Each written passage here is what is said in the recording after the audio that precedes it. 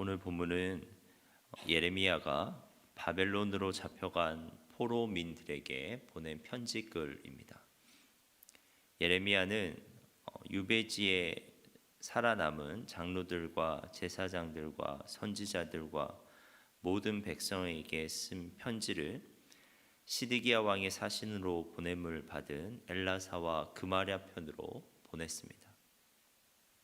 포로민들을 향한 예레미야의 메시지는 크게 세 가지였습니다. 첫 번째는 정착의 권유입니다. 5절입니다. 너희는 집을 짓고 거기에 살며 텃밭을 만들고 그 열매를 먹으라. 두 번째는 결혼의 장려입니다. 6절입니다. 아내를 맞이하여 자녀를 낳으며 너희 아들이 아내를 맞이하며 너희 딸이 남편을 맞아 그들로 자녀를 낳게 하여 너희가 거기에서 번성하고 줄어들지 아니하게 하라. 세 번째는 그 땅의 평안을 구하라는 것입니다. 7절입니다.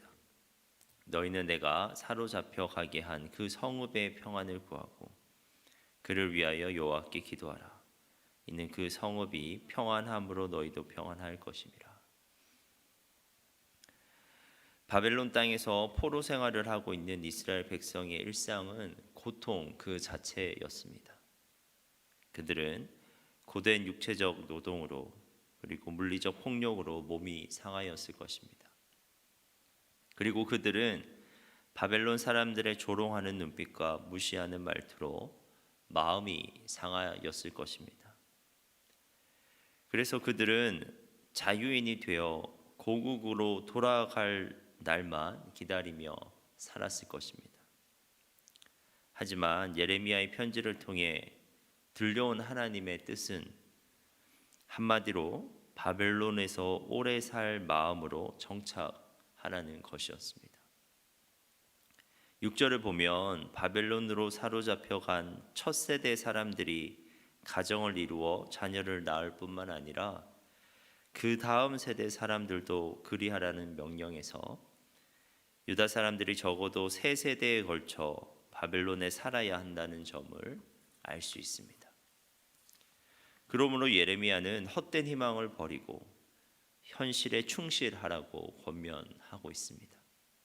봄이 되면 씨를 뿌리고 또 때가 되면 결혼도 하고 자녀도 낳으며 일상의 삶을 회복하라는 것입니다.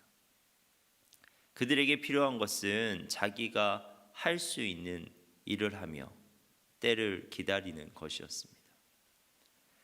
하지만 예레미야의 권고는 거기에서 그치지 않습니다. 세 번째 권고에서 그는 그들을 압제하는 바벨론 사람들의 성읍이 평안을 누리도록 노력하고 그 성읍의 평안을 위해 기도하라고 말합니다.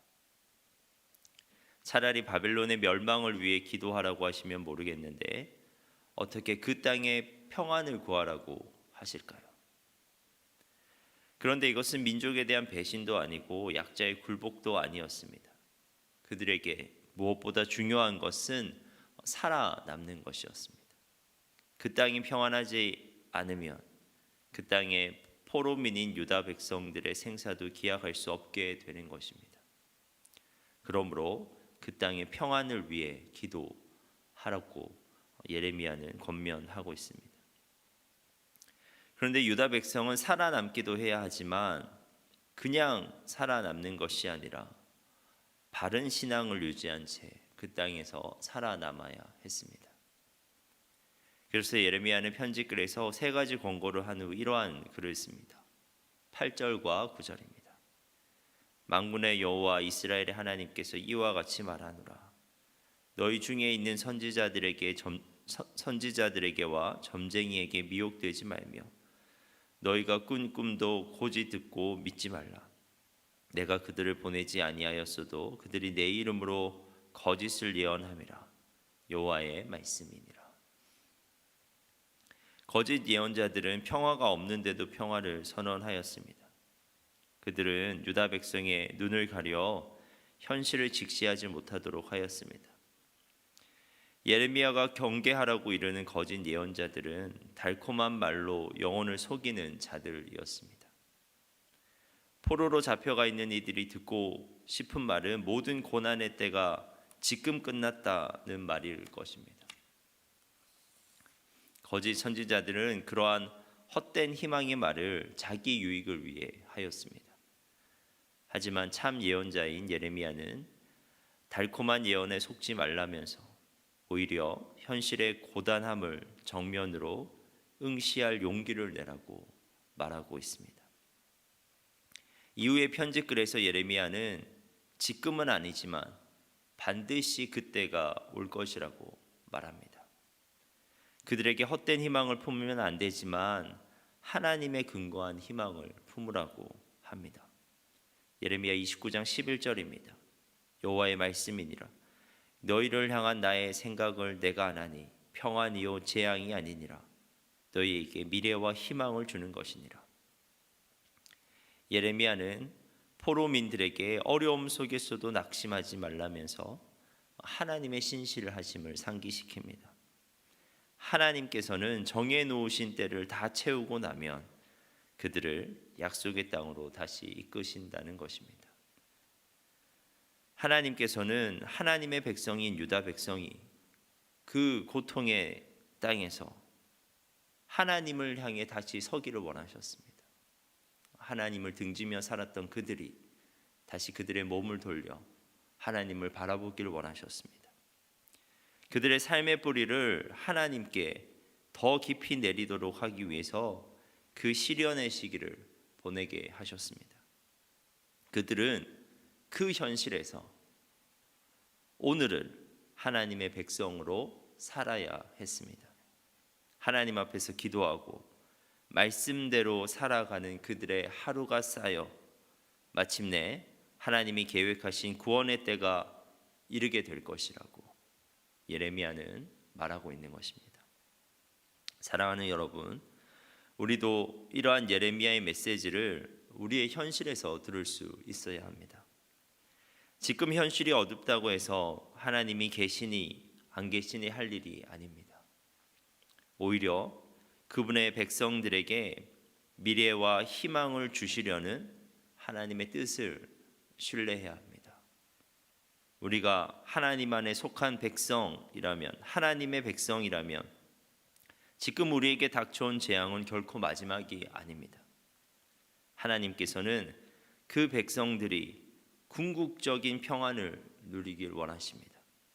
죄로부터 자유케 되는 평안이요, 하나님과 올바른 관계가 회복된 평안이요, 영생을 누리는 평안을 누리기를 원하십니다. 우리는 그 신실하신 하나님에 대한 확신 위에 우리의 삶을 세워야 합니다. 오늘 눈물겨운 일을 당해도, 오늘 조롱당하고 수치를 당해도 하나님의 뜻이 분명히 이루어질 것을 확신한다면 시련은 더 이상 시련이 아니게 되는 것입니다. 사랑하는 여러분, 오늘 하루도 하나님의 약속을 붙잡으며 하나님의 백성으로 살아가는 여러분 되시길 바랍니다. 기도하겠습니다.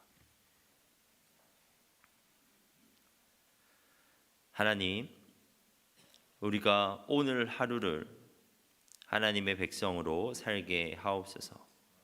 멀리 보지 말고 오늘 하루를 하나님 앞에서 살게 하옵소서.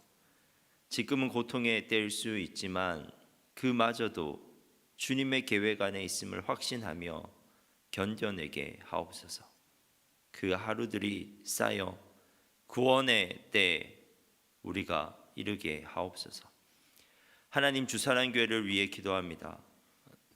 후반기 제자 양육 훈련 가운데 하나님께서 은혜 베푸셔서 많은 성도들이 제자의 삶을 살아갈 것을 결단하며 훈련에 임하게 하시며 그 훈련 가운데 주님의 큰 은혜를 누리게 하옵소서. 시작되는 행복 모임에도 함께하여 주셔서 복음이 선포되는 현장마다 영혼 구원의 역사가 일어나게 하옵소서. 담임 목사님이 영육을 강건하게 하시고 말씀의 능력으로 충만케 하옵소서. 예수님의 이름으로 기도합니다.